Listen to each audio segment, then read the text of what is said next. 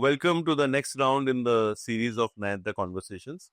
It is my pleasure to introduce to you my friend and I am batchmate Naresh Sethi. Now, the background of this conversation is that Naresh went to IIT BHU and then to IIM Calcutta, and he joined ITC from campus. And from ITC, after some time in ITC, he moved to the parent, British American Tobacco. And he's held leadership positions in marketing as well as business across the world. So he's worked in Australia, he's worked in Japan, he's worked in Indonesia, he's worked in Africa. And in 2012, he was the first Indian ever to be elected to the global board of British American Tobacco. So they had never had an Indian on the global board. So in the conversation series so far in this contact, you have had two entrepreneur business people.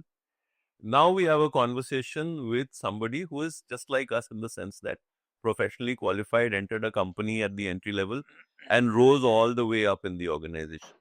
Naresh and I met in 89, of course, when we were on campus. And then last year he messaged me saying, you seem to be doing interesting things.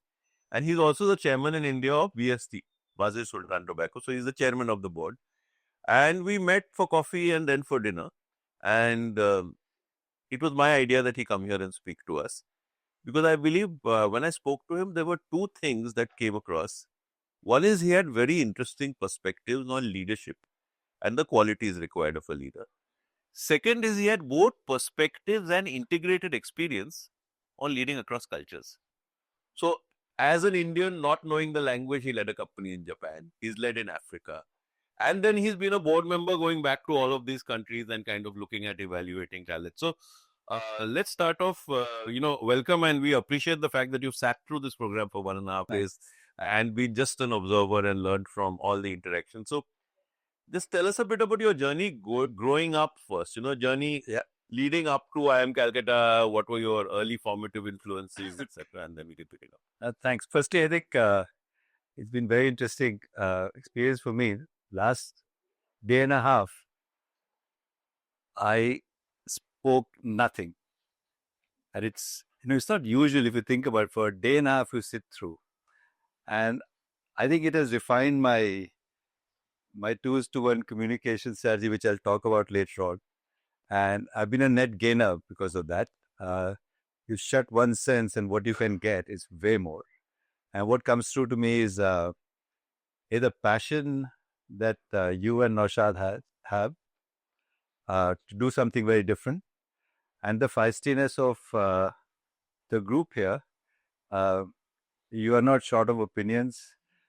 And doesn't matter if you're getting argumentative, you don't let go of a point. I think it's beautiful. So kudos to the environment that you've created. Having said that, so about me, I think pretty predictable story of my early childhood, which many in our generation would relate to. So both my parents were refugees from Pakistan post-independence. And they came with nothing. So dad had to find a job. So he became a soldier in the army. And credit to him that he worked hard and later on got his commission and did quite well in the army. And the youngest of four. And I think traveling around was built into my horoscope. In a way, because I was born in Ranikhet because he was the Kamau regiment. Ranikhet, went back to our village in Himachal, then Dehradun, then he got transferred to Secunderabad, then Pune. And again, typical of parents of that generation. When you have 4 kids, middle class feels pretty much lower middle class.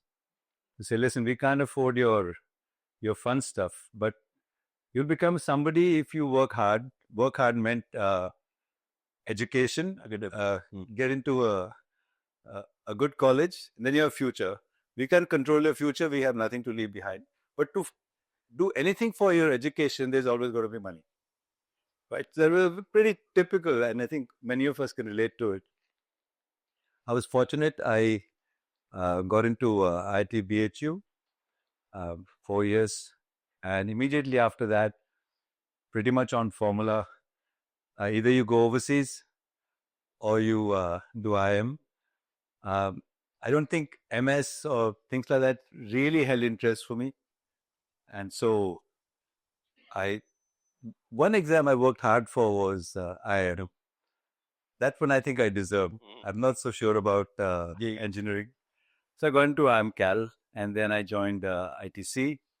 ITC then sent me around. It's a great school. I started in marketing, and marketing meant you had to actually do the streets of every village and small town, 3-4 years in sales, then you go into brands. So I was in Cochin, Bombay, Calcutta, then I got into brand management and so on and so forth. And it was this time that British American Tobacco got interested in India and realized that India had great talent, and their words, not mine. And they said, listen, the only problem with your talent is extremely bright, but they think India is the world. And remember, this is pre-internet era. So every question you ask them, there's always an Indian answer. हमारे इधर तो ऐसा होता है. So he said, your talent is going to be way improved through exposure. So give us people for a few years assignments, and we'll actually send them across the world and then see what happens. And you'll find them when they come back, they're very different managers / leaders. So that's when we left. But by the time I left when I was 30, What were your first assignment? I'll talk to you about it. The point is, I had moved 9 cities already. I'm counting BHU as one city and one house. And I'd lived in 15 houses by then. So constantly on the move, because even if you were posted in the same city, it's likely after 2 years of that assignment, he got a better house, a quarter as it's called. So there are a lot of movement right through my life, even within the same city. And the first assignment was Australia. And I think it was a pivotal assignment for me in a way that I think you'll immediately appreciate. Because I didn't go there as a leader. I went there as a direct report to the CXOs, the marketing director. I was a group brand manager. And I was not going from BAT to BAT. I was going from an Indian company, ITC, where BAT had no control, to BAT. And for the first time in my life, I discovered my voice. Because till then, the classic thing of don't argue with your elders, excepting your mother, right? What you were talking a lot yesterday, the teacher's answer is the only correct answer. If you added an extra line, he or she was not too pleased. The boss is right. You mimic the boss's actions and think you're being great, etc., etc. You go to Australia, a very different environment, very different business environment, and I won't go into those details. I was sitting there and asking your childlike questions. Why do you do things this way? Why won't you do things another way? And have you thought about this? Have you thought about that? Actually, I was trying to say, why you're not like India? But having said that, I was asking questions to anyone and everyone. And I realized within a month, I had standing in that company. And the CEO would call me in his office to say, it'll be tough to keep you busy here. So I'm going to give you some extra projects. In the first month, it kind of unleashed me to actually say, being myself is not such a bad idea. Trying to guess what the boss wants to hear in terms of an answer is really wasted effort, and you can be rarely right. It's like tossing a coin. So either you'll get it right 50% of the time. So I had a tremendous assignment in Australia, and long story short, I quit on ITC and joined BAT. That's subject for another podcast, which should never be broadcast. But I joined BAT, and from then on, my journey started. So I was marketing director in Indonesia, based in Jakarta, just after the big revolution of Suharto going down, etc. And then I went to London to look after West Africa, about 22 countries. A very different experience. You're an area marketing director, managing marketing directors across so many countries, very different skill set.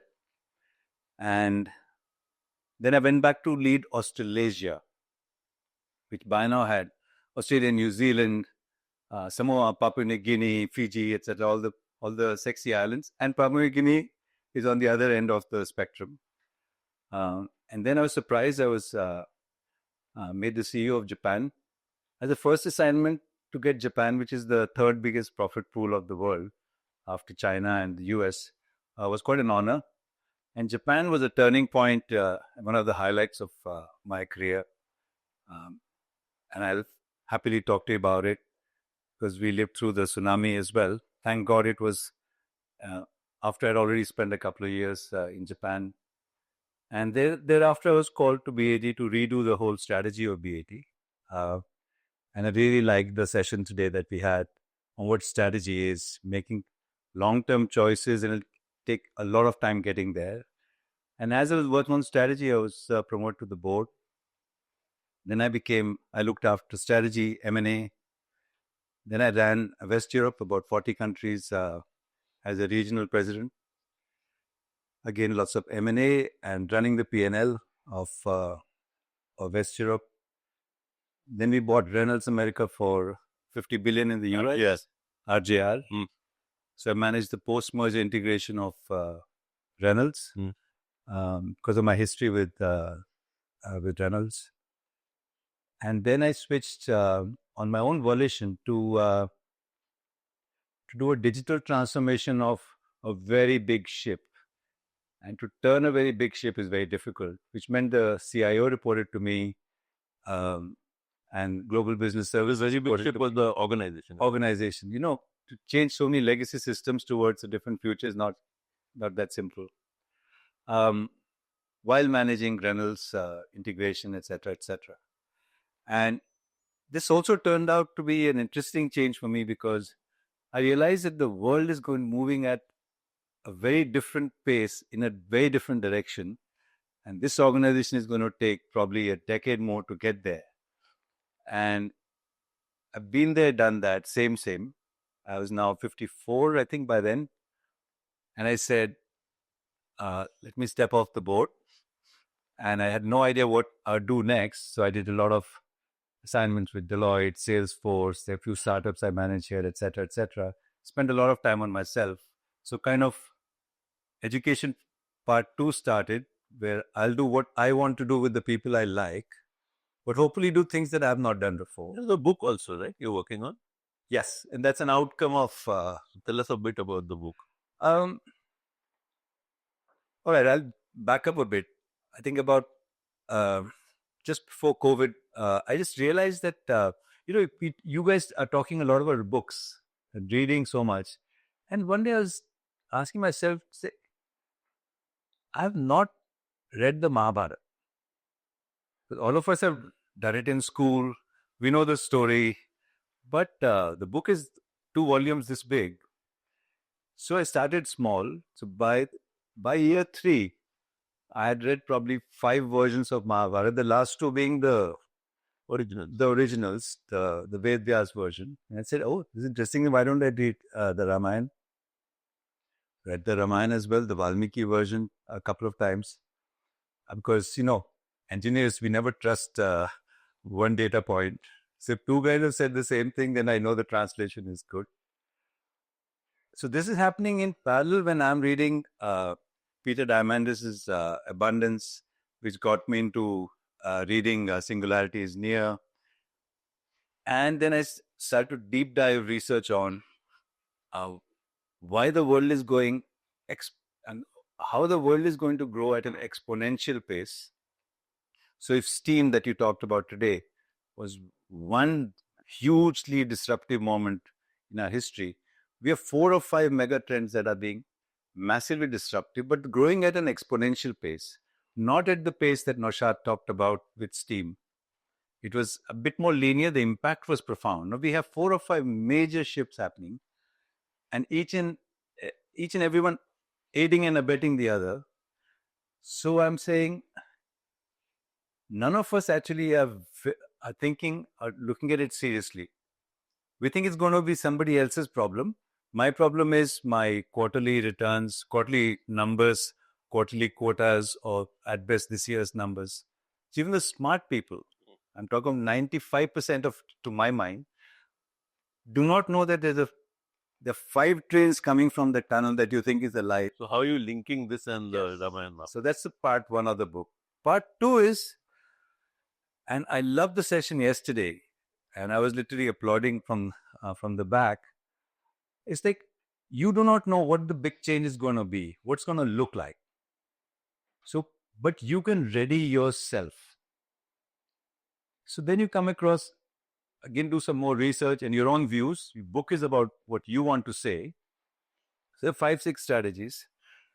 And then I came up with this whole idea of, infinite future potential, possibilities. Of course, there are dangers of it as well. But if you mix it with ancient wisdom. So if I can tell you stories that you've never heard before, from the Ramayana, from the past. It started with the past, our epics, our itihas. And then I said, okay, it's becoming a bit too narrow. So then I said, okay, if there's a good story from Japan or a good story from a tribe somewhere, I'm going to pick that. The whole idea is, can I engage you on what you can do very easily, every Saturday or Sunday, in terms of changing your mind to start practicing new things so you can be prepared when the massive disruption happens. So that's part 2 of the book. So that's you have a book plan, you've written a chapter, where are you? I've written many chapters. Okay. The publisher's note is going out next week. Okay. So the first chapter is the most difficult, I can tell you from experience. So yeah, I think the publisher's note was impossible. So they have a very detailed proposal. You have to write everything, including market and all of that. It goes through many things. Okay, before we come to your BAT experience, all the moving around you did as a kid, what human qualities do you think that builds? I think I'm really, really blessed. I forgot to mention I went to Kendriya Vidyalayas right through. And the rule with Kendriya Vidyalayas is that till the 9th standard, at least the schools that I went to, they'll accept anybody. So, and true story, and my daughter is aghast at the story. So when I was in class 10, you're biking to school with my sister, who was 3 years older to me. And suddenly on the side of the road, one girl says, "Hi, Naresh." And I say, "Hi, Nanda." She was cutting grass because she failed in class 9. And her whole family just did, they cut grass and made the daily. And I had another friend called Madan, who ultimately ended up, the guys who show a torch in a movie theater. So I had army officers' kids, the commanding officers' kids, some, good private, successful businessmen's kids. And I had the Economic diversity was there in the classroom. So that's one thing. And then you go from Dehradun to Hyderabad. My accent changed every 4 years. And I read and wrote English very well. But I started to speak English only when I came to Pune. So my Hindi accent was changing all the time. Hyderabad was very different from Delhi. And then I come to Pune, it's another different ecosystem. And I was adapting day one. Because day one, you're coming to a new classroom. And the other thing was, the feature of Kendriya Vidyalayas is that you may continue there for 4 years, but it may be your best friend's turn his father's turn to get transferred. So next year he's gone off. So you're constantly making new connections. You didn't have that core coterie that you stuck to from class 1 to class 12, etc. So I think what I'm proud of and blessed with it can be traumatic also, right, for a kid? You know what? For me, it was fairly straightforward. Kids sometimes can be, it is what it is. For us, the only reality was that everybody moves, right? So it wasn't traumatic, I don't think so. But the one thing I've inherited out of all that is that I can speak to anyone, anywhere, regardless of where they're from, what they do, and I can see all of them as human beings, and I'm very proud of it. And I think as a marketer or as a business leader, CEO, etc., later on, um, your level of empathetic understanding, you don't even know how or why you feel the way you feel. What the other person is saying versus what he means to say, but I seem to have acquired it. So, No, I do think that you have that ability because I see it. You have the ability to talk to people across levels and situations and build rapport with them. I wanted to ask you about leadership, but I'm going to frame it differently. As a board member going to 10 countries or 15 countries, you're meeting leaders in all these countries. And when you meet leaders, you have to make assessments about their potential. What do you look for? So who are the country leaders whom you think you can go global? What do you look for? What do you assess? I've never thought about this question, and it's a tough one. It's like um, I'm not. But right. even if you take it back to yourself and say there may be many Indians who would have gone to a company like BAT, Yeah. but you were the first to make it to the global board without self praise. Yeah. Conceptually, what do you think is the DNA that helps people to make it? Yeah. Thanks for the help, by the way. I was struggling with your question. I think there's it may be slightly outdated, but there was half a book that I want to write was why Indians make the best number twos. And it's always fail at the final hurdle. It's dramatically changed now, by the way. And the thing was, which I talked about earlier, we are the best execution arm of a boss till we become the boss. We never show who we are. And therefore, when we are in a talent review meeting and the name comes up, say, I can't visualize this person to be, because I don't know who this person is. I know the boss loves him, but the next boss is also going to love him. But I think to your point,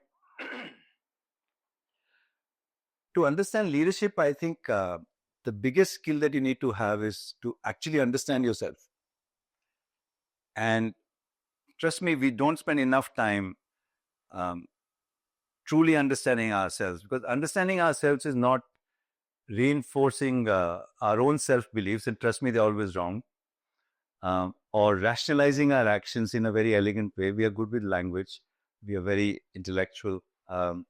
If you truly understand yourself, for which you need help, by the way, then what comes out is number one point is very authentic leader. I think authenticity is always coupled with vulnerability.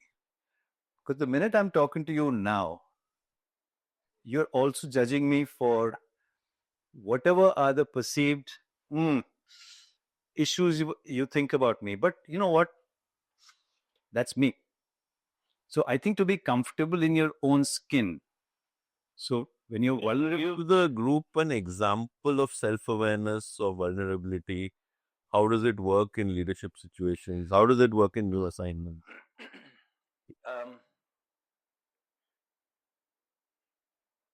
I think I'll start with a story then. And I think I've shared it with you in the past.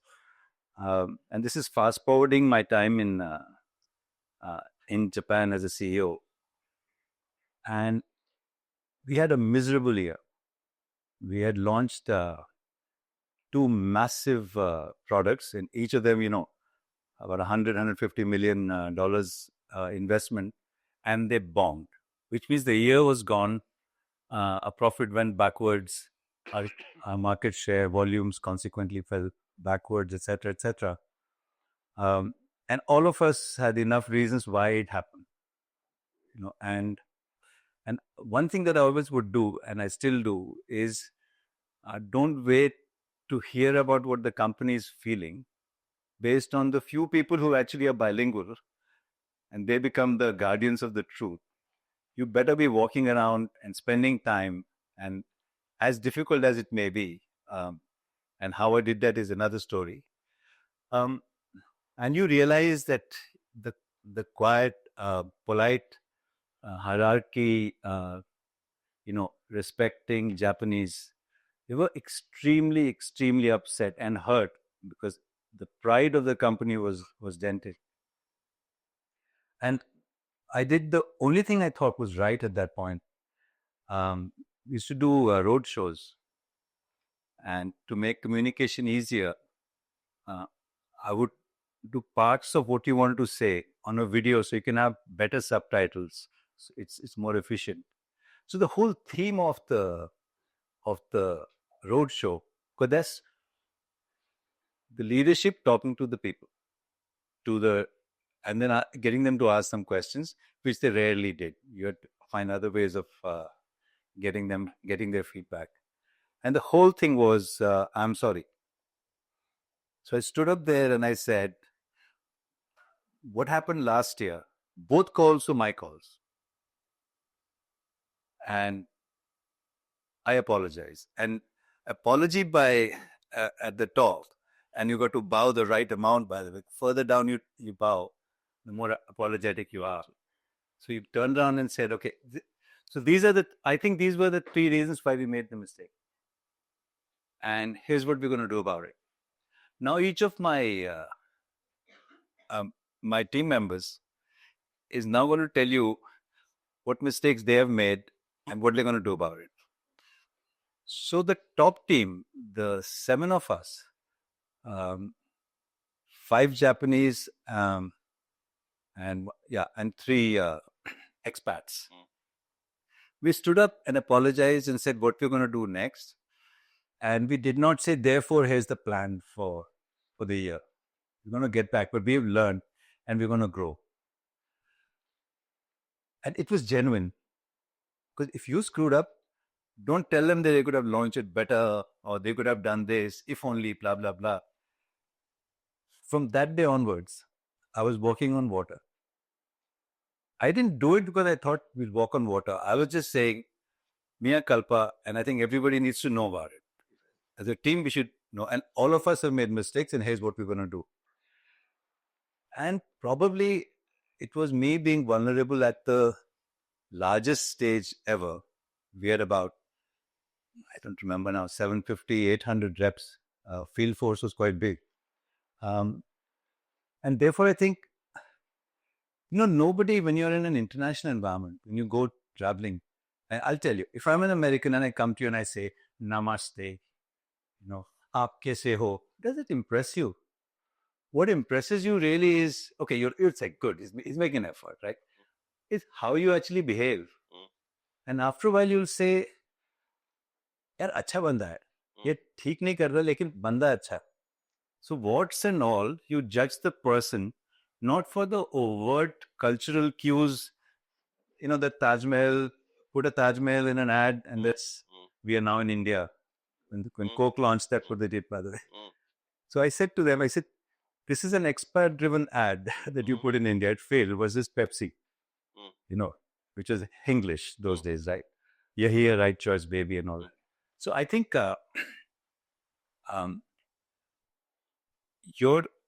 you being you is the number one requisite for you becoming an effective leader. No matter whether you're just going to run India forever or you're going to be... and of course, I did add the other 2, which is curiosity, because curiosity makes you ask questions versus... either you have a listening culture in a company or you're telling culture in a company. And I've seen very few listening culture companies. I've seen too many telling culture companies, right? So if you're a listening culture company, then the CEO has to be curious, has to be asking questions and opinions, etc. And with curiosity, I learned from an Irish guy a very simple trick on communication. He said, you know what? I would try his accent. But basically, my ma told me that you got 2 ears and 1 mouth. So use it in the same proportion. So what I started to call thereafter, a 2:1 communication strategy. One word out and two words in. But after yesterday, I think I had to revise it because being chef for 1.5 days was pretty powerful. They say 80-20, right? So 20 should be speaking and 80 should be listening. But I'm going to relate to some anecdotes because Naresh is one of my friends who went on to a global role. The other friend of mine who went to engineering with me is a guy called Rajesh Subramaniam, who currently heads FedEx globally. And there are two commonalities. So one, there's a good story. It's not related to this conversation of how Rajesh got FedEx, how he started working with FedEx. Rajesh had a roommate who was also a good friend of mine called, and the roommate had an interview with FedEx. And there were 2 hours 2 or 3 hours for the interview, and the roommate said, "What, courier company? I don't want to go for this interview." And Rajesh said, "Okay, you don't want to go. Do you mind if I take the shot?" The guy said, "Go ahead." So Rajesh sent his resume, and he said, "I'm not there, but my friend is interested." They called him for the interview. Rajesh Subramaniam joined FedEx and stayed and became the global CEO. And if his roommate had taken the interview, he would not have applied. But he told me another story, which is relevant to what you're saying. Ted Turner, you've all heard of Ted Turner, right? The owner, creator of FedEx, the guy who made the business plan, which got a C grade and then converted it into a real project. We asked him once, why did Ted Turner select you? At the end of the day, you have 10 US managers. It might take some courage to take an Indian and say, this is my anointed successor, right? In a global thing. And he said, Ted Turner is this dominant personality. Most people buckle under to him. Yeah. I was the only guy who told him what I thought. And he liked that. Because if you're a strong, dominant, and you have to figure out how to do it. But if you can descend to the strong with substance, they respect you. And over a period of time, respect is just so much more important than like. I will react to that and then we'll just toss it over. I had a very interesting experience in Australia. So we had this amazing global marketing head, one of the most charismatic figures, and German, extremely loud, but I haven't met a brighter marketer in my life. And brash, would be screaming and shouting and all that, right? And my whole team presented to him, etc. The day went all right. And in the evening, we said, okay, we'll take you to a particular place, which is very interesting hotspot where young people come, etc., etc. And thereafter, you catch the flight. There was a 9 p.m. flight to Tokyo. So my team had organized a great dinner for him. And we knew the owner of the cafe. It was a cafe cum restaurant kind of a thing. And then the bottle of wine is ordered, and he has one sip and says, "Pure filth," and started to curse and whatever else. That's his personality. And now the owner is looking at me, I'm looking at him, and my team is looking at me. I said, "Do you have any French wines?" He said, "No, bring it." Australia has great wines, by the way. So brought a French wine, had another sip,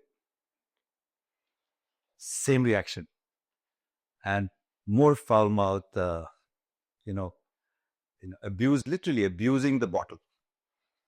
At this point, here is this global marketing guy, and here's my team, and there's that owner of the cafe. So I said, "Mikey, he will not like any wines that we have.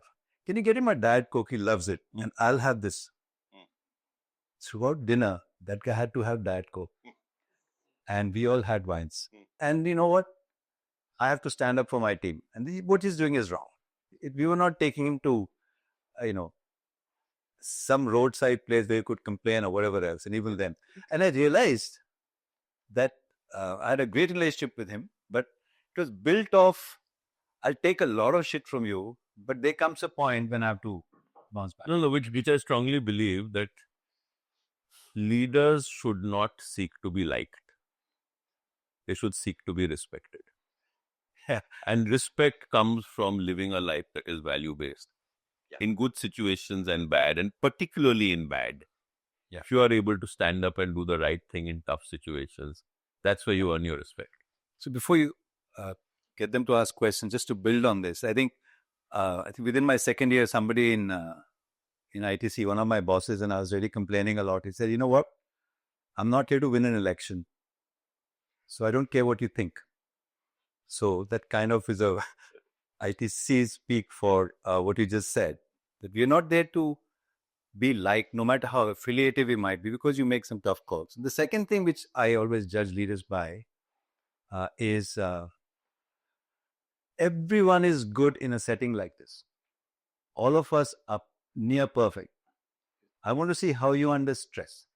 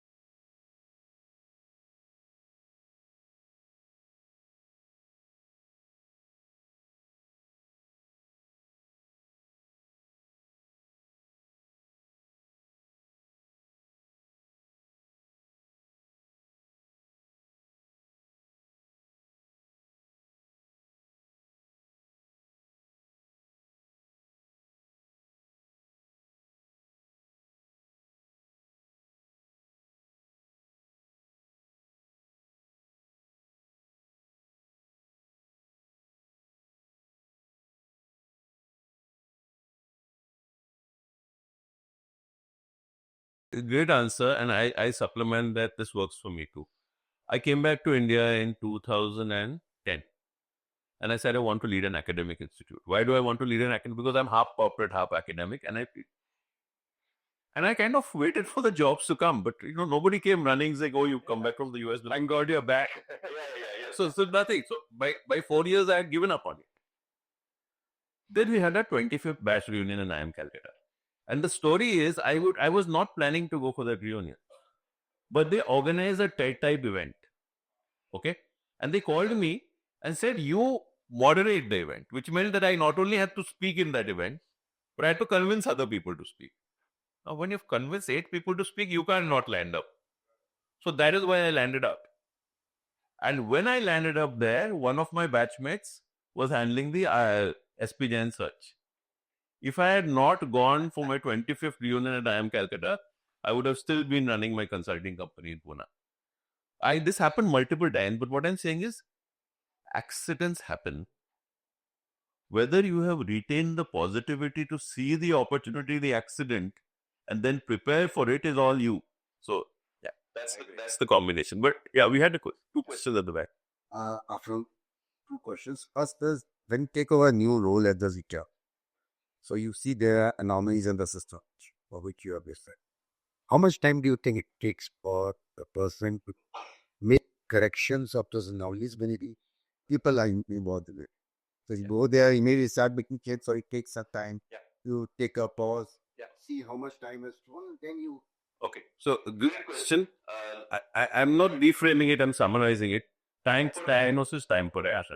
It's a great question. The second question is like, so that adversary, like Abraham Lincoln said, adversary, you put give any adversary. A man or woman can always survive it. But you really need to see a true character, give them absolute power. That's where the actual character.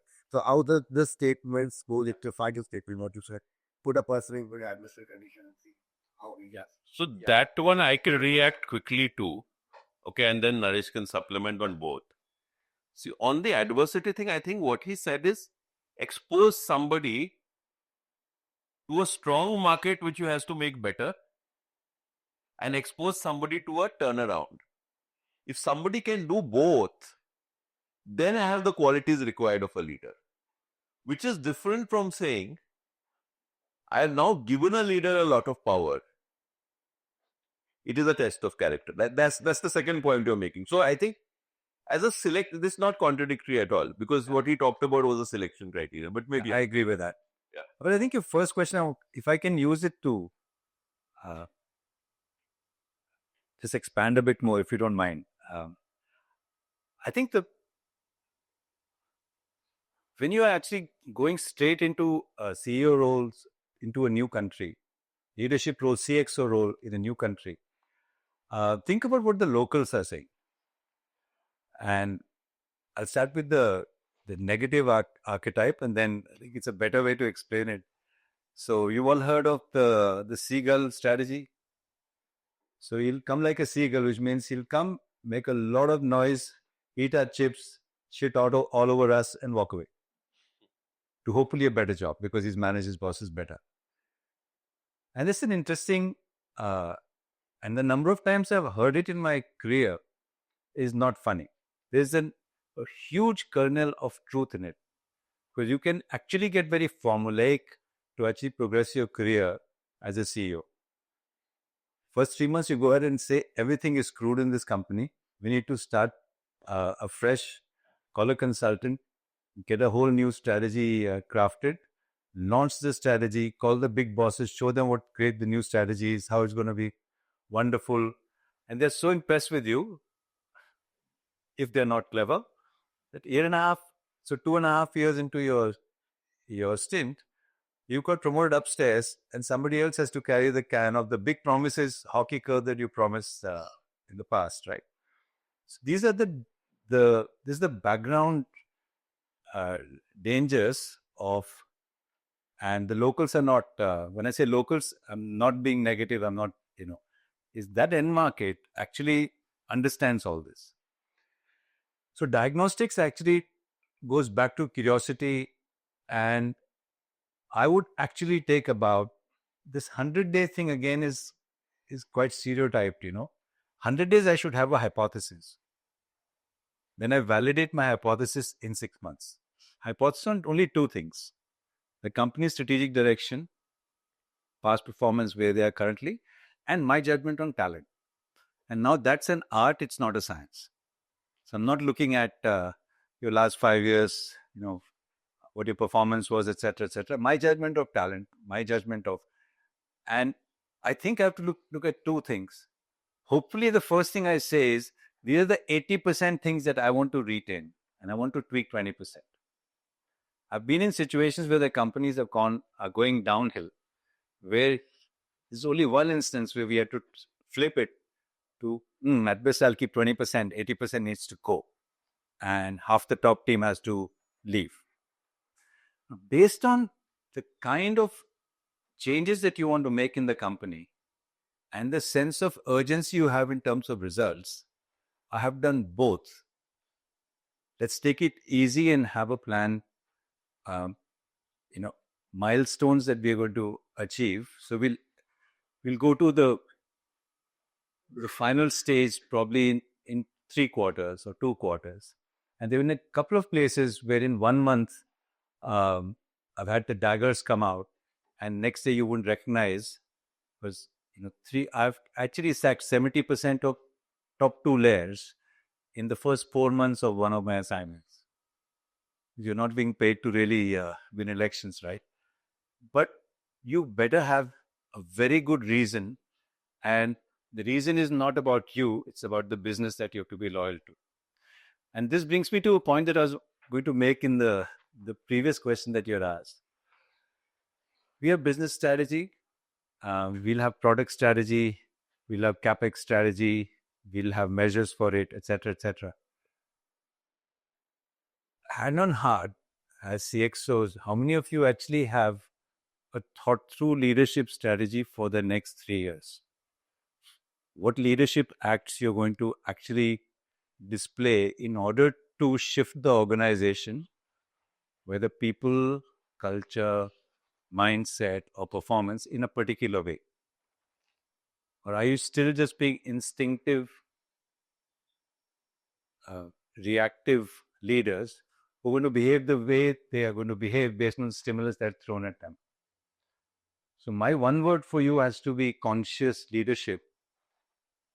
Should be treated exactly the same way as you treat any other aspect of the business. And we are globally, I've seen we are pretty poor at that, because we are Homo sapiens. We got a big brain. The word sophistry, which is to bullshit, literally creates the word philosophy, etc. We find rationalization so easy to explain our actions. But I would value a leader who actually tells me that our leadership journey as a top team is going to be the following, and we're going to see some major troughs because of the things we're going to do in the next 6 months. This is how we're going to behave. These are actions that we're going to have, and thereafter things are going to get better. So a lot of things are intertwined. So basically, the answer to your first part of the question was easier: diagnosis and then confirmation of hypothesis, which you better validate. Back to design thinking. This is now a design thinking comment, by the way. You have to interrogate it right through the organization. There are wise tribesmen in each tribe. You've got to go to those wise people to say, I think this is going on. What do you think? This is my hypothesis. What do you think we should do? So that should take 3 to 6 months. And by the way, we are managing running concerns. It's not as if it's a startup situation where you take 6 months off, and the company has gone bust and you run out of cash. But how to act depends on what the situation called for. And there you better have a lot of strength of character to do what is to be done, if required, as soon as possible. Because that is the tough bit. Because you're all alone. You come new to this country. You've not settled in properly. Your furniture hasn't yet arrived. It's still on a ship somewhere. the daughter is not settling well in school, and this is what you think is happening in the company. Should I make the plunge? Because it's on me. So you better have that strength of character and the self-belief that you're doing it for the right reasons. And then the answer follow. And that's a great answer. I think conscious leadership is also a great answer. I just want to supplement this with one personal anecdote. That I did SPJMR. When I went to SPJMR, they had a leader who was there for 28 years. He was like God in that place. And God went away. And for 1 year, there was chaos. And I was God's successor. Okay, and I did the same things. I did diagnosis. And within 2 months, the morale had completely transformed. And I was very pleased with myself. So I called a board meeting and I had put some wisdom that I had put many people who were better than me on the board. So I told the board, and again, it was false arrogance in some sense. I said, you do a skip meet. So I told the board, you do a meeting with my faculty members and you tell me what is happening. Of course, the board came back and said, it's great, morale is high, etc. There was one lady from McKinsey, Irina Vittal, who's a good friend of mine today. And she, after the board had said all these nice things, she said, I want to spend 15 minutes with you. And she said, there's a problem. You have created expectations that are so high that whatever you do, they will be disappointed. I went back and lowered expectations after that. I said, okay, so what do I do about it? She said, tell them what you can do in 2 years. Tell them what you can do in 4. Otherwise, they're going to expect the more in 2. Yeah. So, we all make some mistakes, but I think the other principle from this, never badmouth your predecessor. Never, never, never badmouth your predecessor. It will lose you respect. You might think you're being very smart. It's just bad leadership. Never badmouth your predecessor. You can talk about an issue that you're changing, but even the issue that you're changing, let that come from the people. Because whatever is wrong with your predecessor, your people know more than you. You don't need to state that. Yeah. And I'll just add to it, and never use the words. In Australia, we used to do it. Yeah. So this is particularly true when many people from another company come into a company. Yeah. At PNG, we would do this. You just get recited, right? I mean, and I'm sure you all will have examples of this. Sorry. So he had a question. I think the mic is there. So, okay. Good afternoon, Naresh. Thanks for a inspiring journey. 2 small questions. One is, in this entire journey of 28 years, how you upgraded your skills, that evolves. Number 2, and because of the change in country and all, but more than family, I'll ask about how you take care of your health. So those 2 first part was what you did for upscaling your skills. Yeah. Okay. Like, I won't lie to you. There always comes a stage. I would be on a plane, probably 2 times a week, and then jet lag when I reach. I actually had given my team detailed instructions on by which time dinner should be over, and that I would judge the restaurant based on how close it is to the hotel, rather than how many Michelin stars it has, etc., etc. So it's very regimented, and you're half asleep all the time. The number of times I've gone to the room 603 and said, why the hell is it not opening, to realize it was my room day before yesterday, and today actually is 418 or something. So the additional inputs you're giving to yourself are dip. And truth be told, there's a little bit of overconfidence that is also creeping in by now, that you know a lot of stuff, because the ratio of how much you were talking and telling people, the sheer fact that you had a lot of experience cross-market. I mean, you can figure a market out once you have experience in about a day and say, I think you've got 3 issues, kind of a thing. So you start to actually lose out a little bit of, that was one of my self-criticisms over a period of time. And the same thing goes for health. There was definitely a period in my 40s where both were neglected. And one of the self-reflections was, some things need to change. So that's why I went on with the digital journey. And the step one of the digital journey was, and we have a big company, right? Google, you got to give me a day. Microsoft, give me a day. IBM, give me a day. Accenture, give me a day. And tell me what I don't know. Tell me the power of stuff that's happening out. And that started my journey. That book actually started from there. Then I found some names as I had to read. And I said, shit, this is exciting. And that's one of the reasons I left. And by then I started to acquire this self-discipline of saying, I need to look after my body better. And we were just having this chat earlier. So, 3 to 4 days of strength training every week, 2 yogas, watch what you eat. I eat very well, by the way, but have a mental meter that goes to say, because what you put in your body actually matters a lot. How much alcohol you consume matters a lot. So that holistic thing, starts to help. And then my learning journey actually really kicked off when I turned 50 and took that other job that I talked about. And then I went up. And I'm saying all that to you, and then I read Brijesh basically went for a Vipassana, I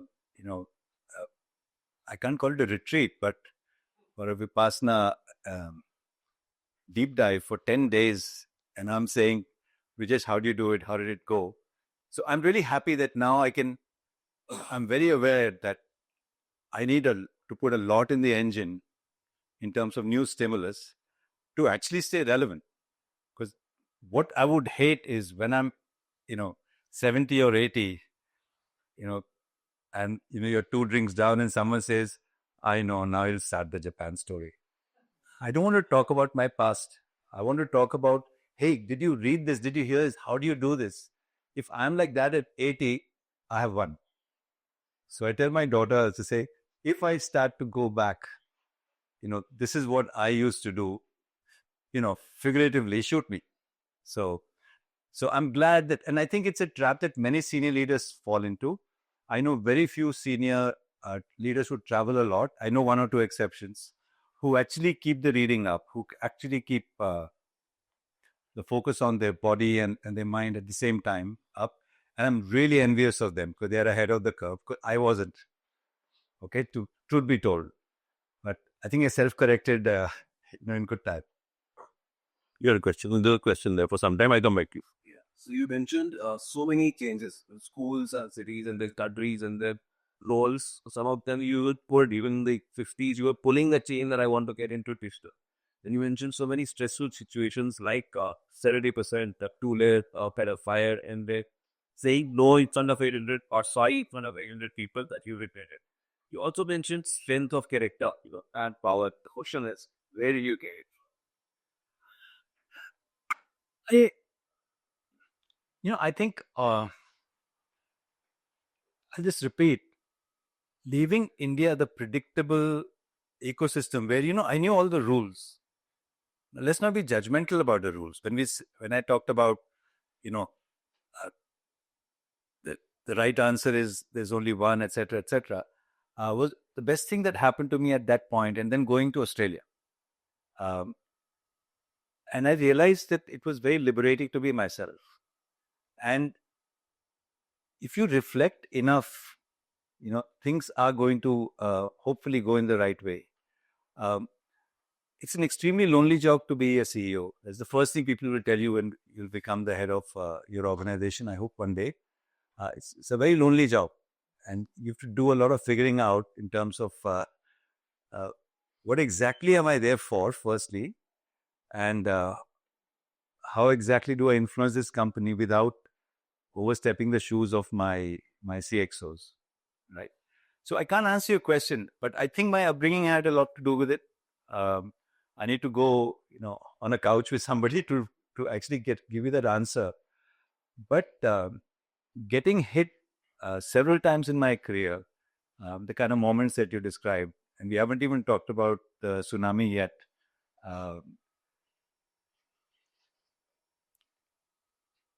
Which still brings tears to my eyes. And I think what you do for the fortnight or the month after then you're a very different person after that. And not running away from it, not explaining away, not blaming that this thing is going bad because of Ranjan. Or, the questions were not right. But it's going bad because of you, my friend.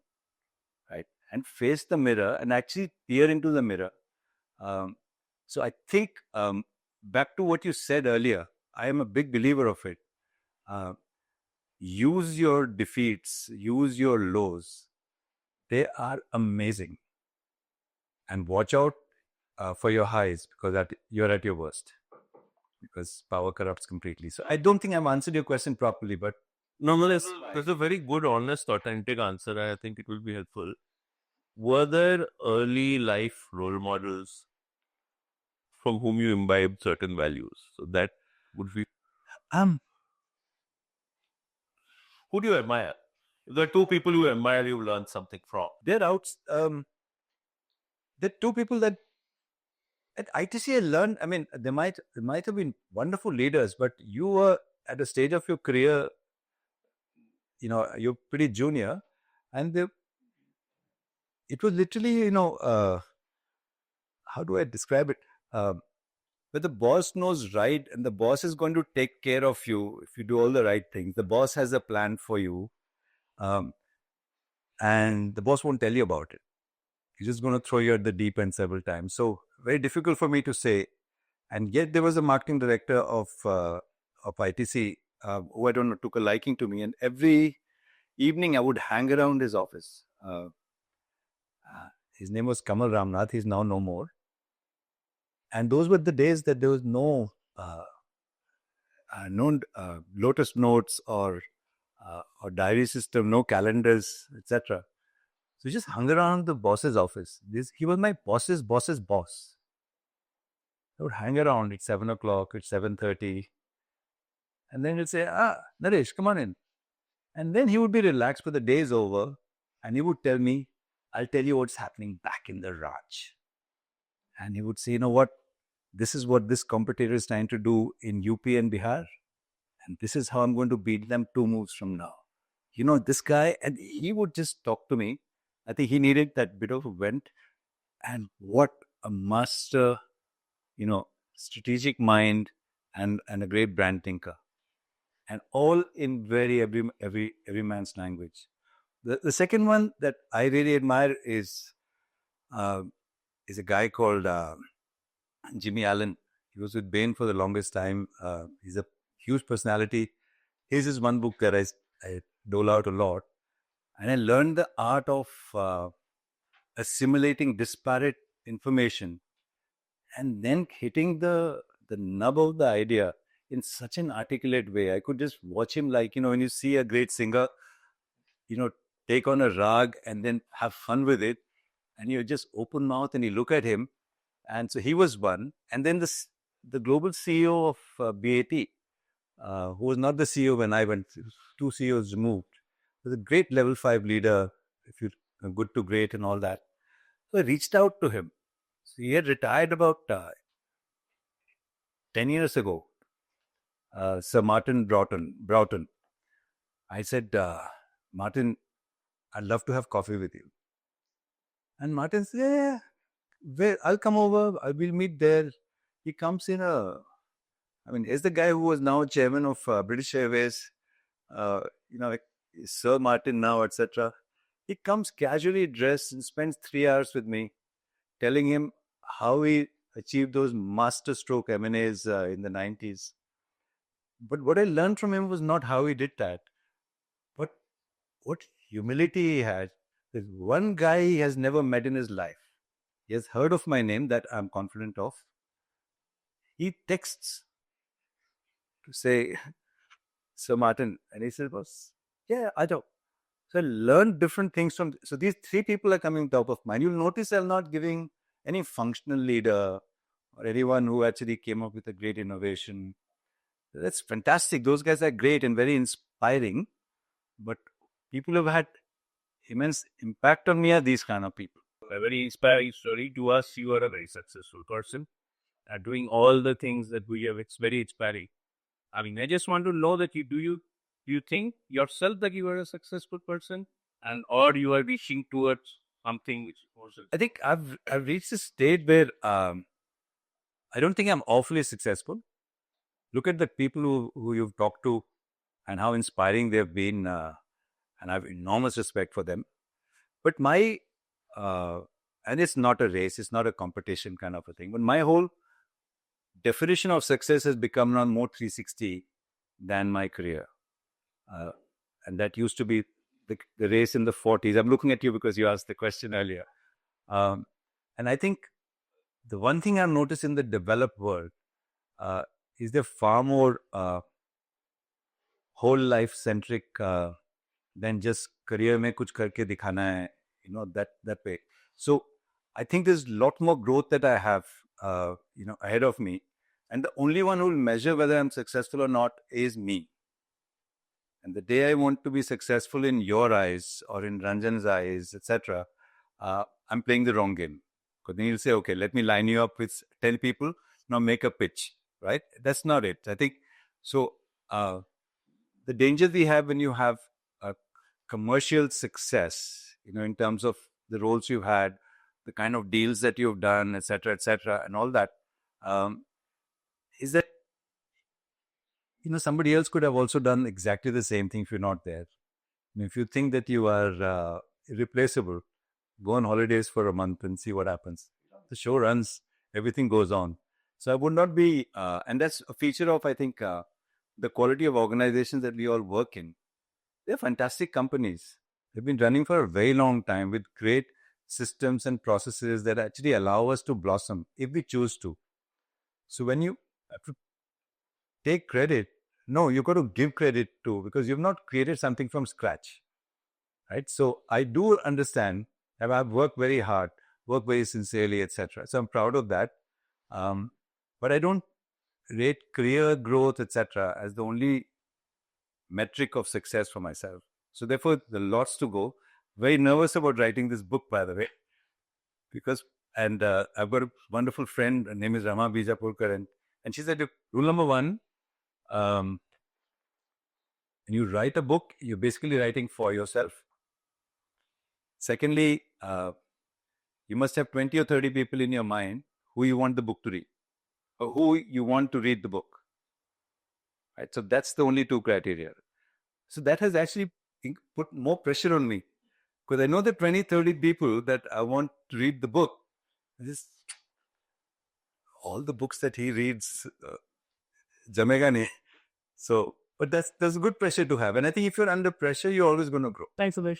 I'm connecting to the documents that you shared. One, you have worked across the cultures, and that's one takeaway that I have. Second, you earlier mentioned the two virtues which are critical for the success or where you are, which is authenticity and vulnerability. What I would like to understand is, particularly with respect to vulnerability, does it cut across the cultures and the way it is perceived? Is it something which so it is perceived as an obedience? It's a beautiful question. You're 100% right. So, you go to Australia and you have extroverts who will talk such a good game that you'll be impressed in the first 10 minutes. I'm not saying, again, it's very tough to not stereotype, but stay with me for a minute, right? And you could really find a way to judge who amongst all these wonderful storytellers and extroverts really do have content. You try to introduce yourself and you say, I'm almost sure, but things could go left or right. You're not really seen as a very impressive guy, right? And it was early stages in my career in Australia.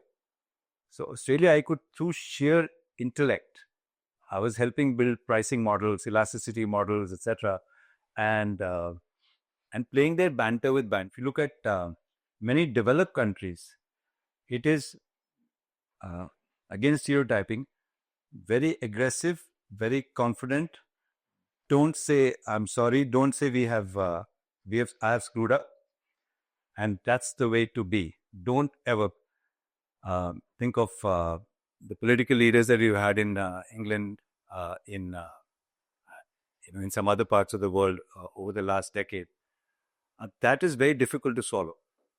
Now, you've got to be authentic and vulnerable, but please, we don't live in an ideal world. You need to find translations while being not losing your self-respect. So you're not going to be. This is not a revolution that you're going to cause, and you're not this Gandhi who's going to be, But I believe in this. The analogy that I always give is, either you're a good batsman or bowler or not. Now, when you go to England, it's swinging conditions. You need to know how to keep the bat close to your body, play late. You go to Australia, and they're going to be bowling a bit short. It's going to be coming just high. You need to know how to hook and pull, and how to cut the ball, etc. So you need to have that much of flexibility. But at your core, I would never say, I would never not say mea culpa. I'd say, yeah, there's an issue that, I own it. But you got to actually change the delivery of what you're doing while being true to yourself. Adaptation is a huge part. How much to adapt without affecting what you consider as your inner core is an art. It's a game that you play with yourself. Okay? Anyone will tell you that hitting the board of big organizations, right? After a while, it is the CEO saying, I want this person on my board. It is not 50 different analysis that spits out. Ultimately, it's like, will you play punt in your team or not? And there are 10 wicket keepers that we have, at least 3 who are ready now that you could go for. But the captain says, I want punt. Right? So you've got to be relevant. You've got to be, and part of communication is also how effective you are with the kind of audience that you have. Yeah, I think it answers the question really, really well, because you spoke about staying true to yourself. You also spoke about adapting the way you express vulnerability to context. That's kind of. Firstly, I think I've already mentioned that overt cultural tropes, we shouldn't fall prey to. But you need to know how people behave in a particular community or a country, right?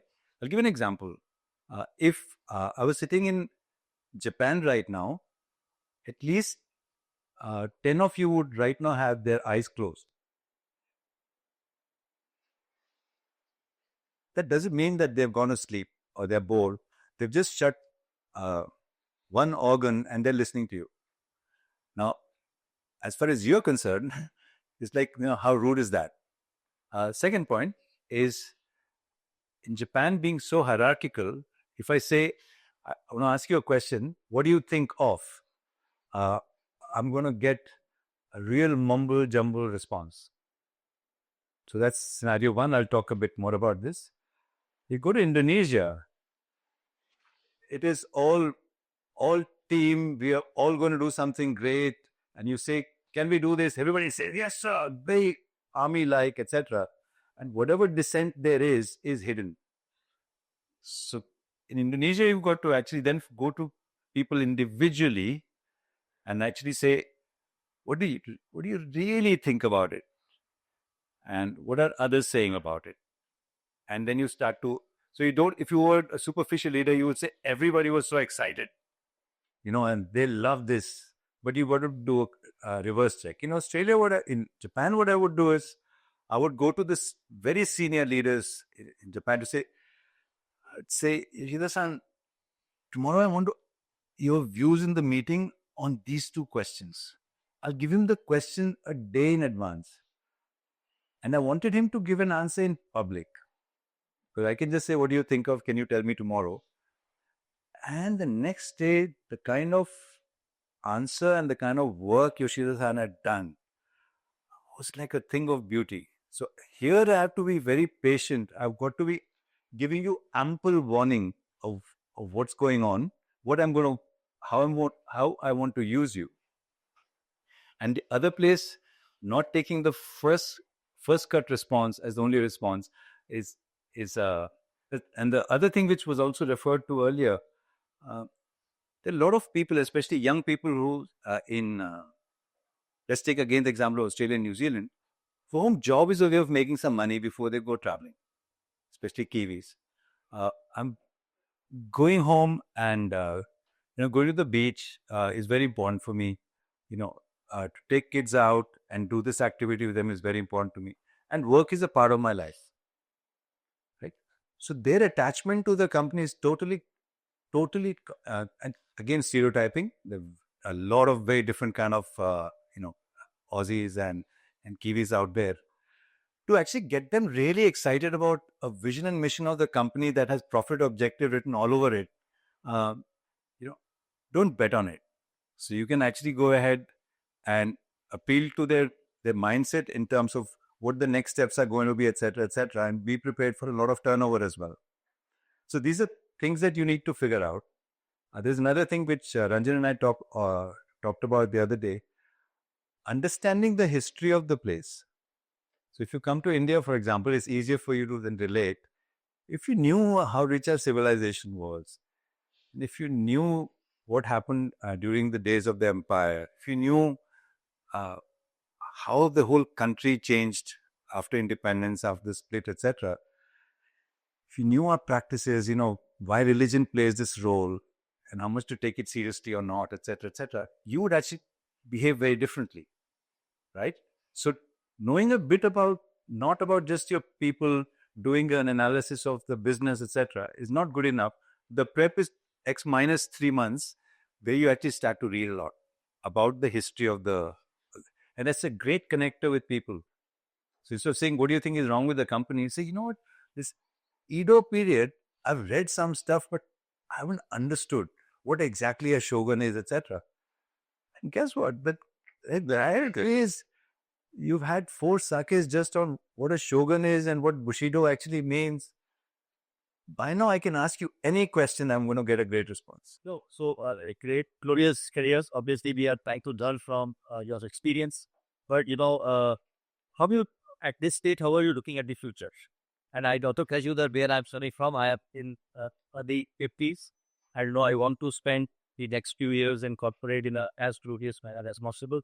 I mean, this is the time, I assume that your financial worries are behind you. And if you have children, they're of an age that you pretty much know whether they're set or not set, have you worried for them or not. It's for the first time in your life that you can actually say, what the hell do I really love, right? So I started to learn how to sing. I sing a lot. I play the cajon, I sing a lot. But I say, you know what? If only I could do some voice training, then I'll be a better version of myself in 5 years, right? So now the time, but teacher dhundo, kuch karo. So everything is not that it should be intellectually appealing to the whole world. It should be appealing to you, right? But having said that, I guarantee you, if you're not scratching the itch that you have created for the last 30 years of your career with regularity, you're going to be lost. So there should be a fairly decent transition. I still love to go to startups and talk to them. I'm the chairman of a company, trying to see, the ups and downs of a company. I read shareholders and analyst briefings and AGMs to run. Doing it on my time. But I think that itch is important to scratch. Where I'm gravitating towards when I talk to people like Ranjan is, I want to somehow be part of this Nayanta thing. I have no idea what, but guys like Ranjan would drive it, right? Say, I think you're not fit for it. Or, why don't you come and do something like this or whatever else? But I want to do stuff that I have not done before. So if you gave me a whole lot of money to say, run this company for me now, and the answer, we don't even tell the name of the company, the answer is no. Right?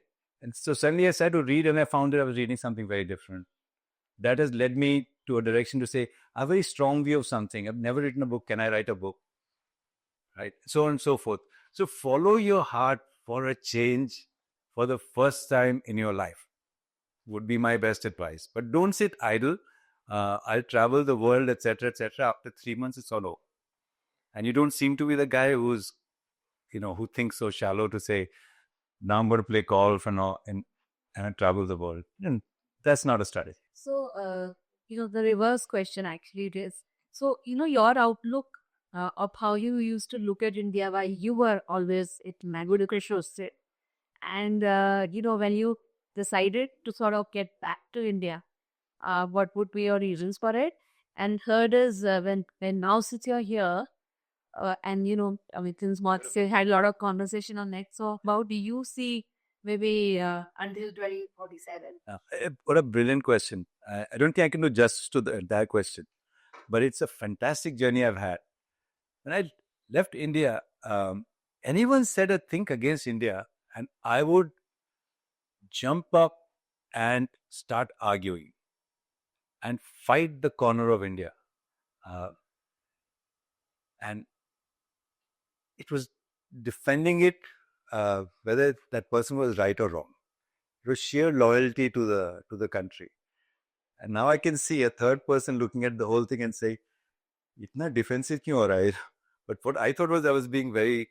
So it took me about 4-5 years to actually talk to people about India in perspective.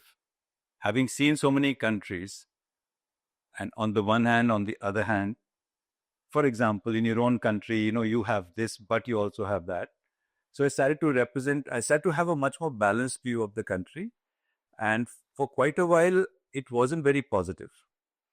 It was very difficult to get things done in India. The bureaucracy and the red tape. I'm talking for the ordinary person.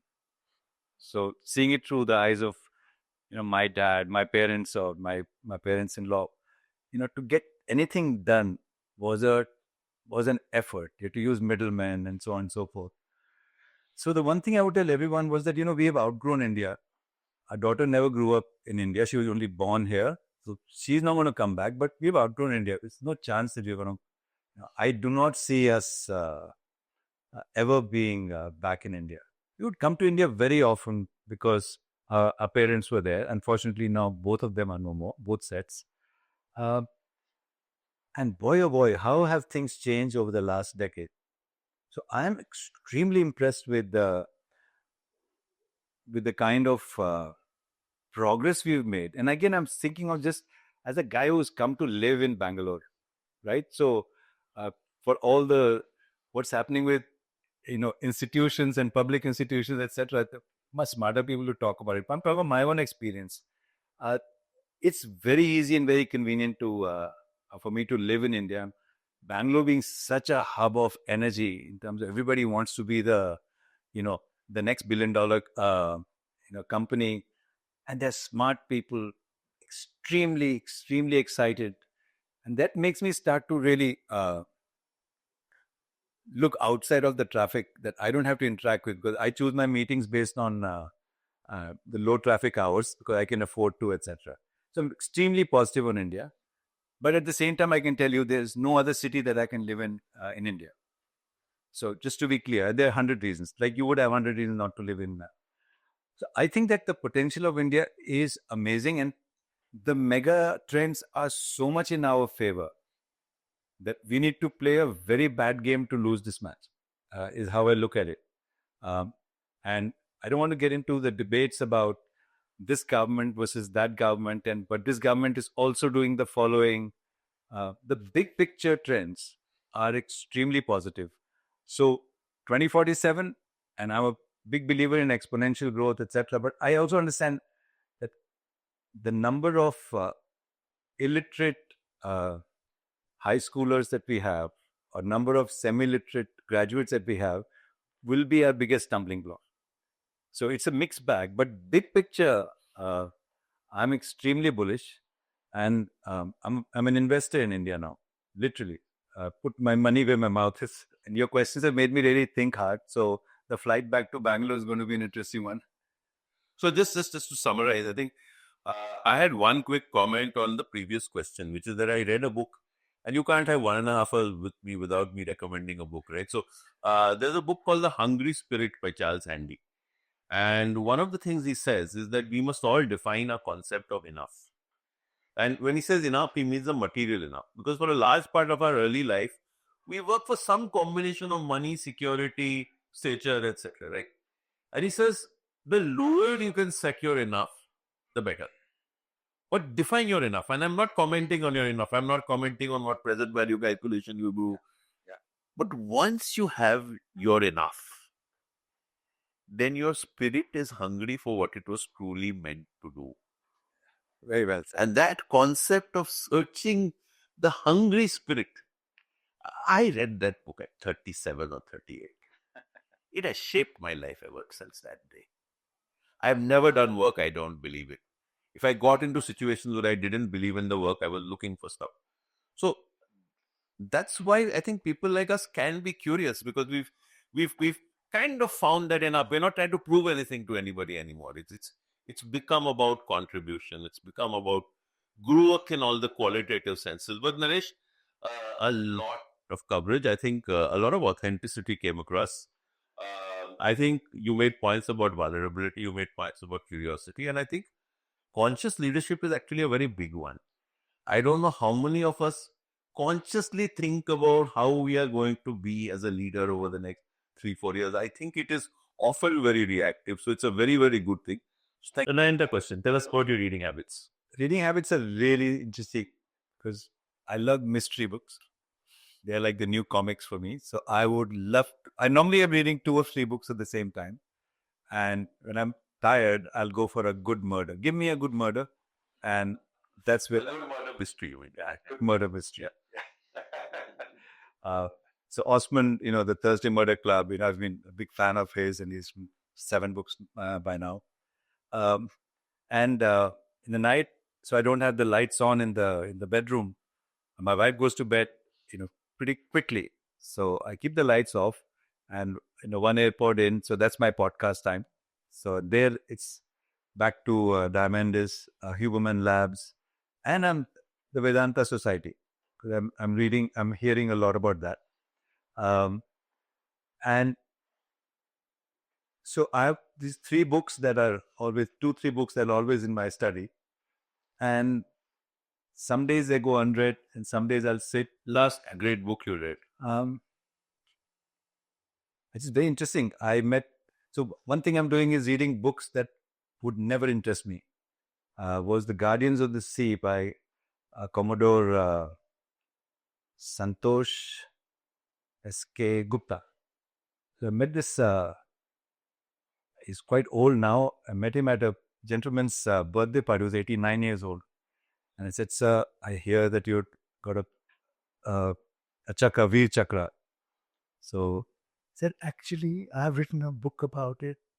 I read and I'd learned that how the Indian Navy was decimated at the end of once we became independent, and how we set up the Indian Navy and Vikrant and the role that Vikrant played in the freedom of Bangladesh, etc. So that book is one of the ones that I finished recently. A book that I know you have not read, which is lying on the table. So I had to think of a challenge for him as well, right? It's called Beyond the Nodules of Zinn.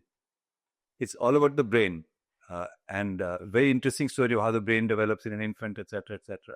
So again, I picked something that is way out of my league, so I have to do more research when I go and read it. The book that I gift the most is Founder's Mentality, and the book that I recommend a lot to you, which I have actually run out of any copy now, including a personal copy, is The Leadership Pipeline by Ramcharan. It actually tells you that there's so many leadership turns you make as you progress in an organization, and how you have to change, because the qualities that actually got you the promotion are the very qualities that will make sure that you never rise again.